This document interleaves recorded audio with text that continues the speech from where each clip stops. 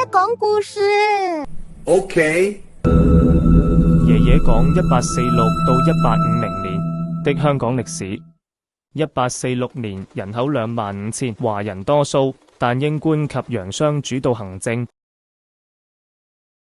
設立高等法院制度，若不滿香港裁決，可上訴至英國樞密院。The ship carrying opium has arrived. 1847清政府興建九龍寨城，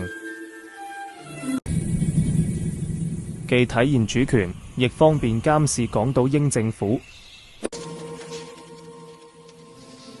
也防走私洋貨入大陸。合法貿易如茶葉和絲綢的份額逐漸增加。1848年第3任港督潘咸爵士被認為是首位模範港督。My honor, being named the first model governor of Hong Kong.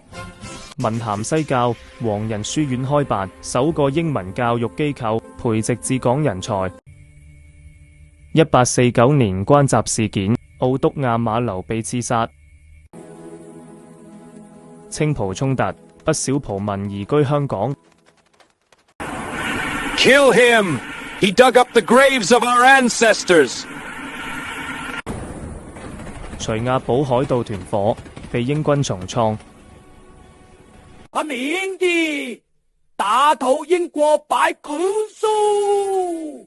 1850年人口3萬，陸續有福建人移港，香港成貿易重要交接點。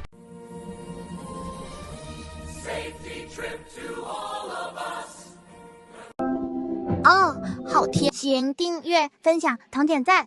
Thank you very much.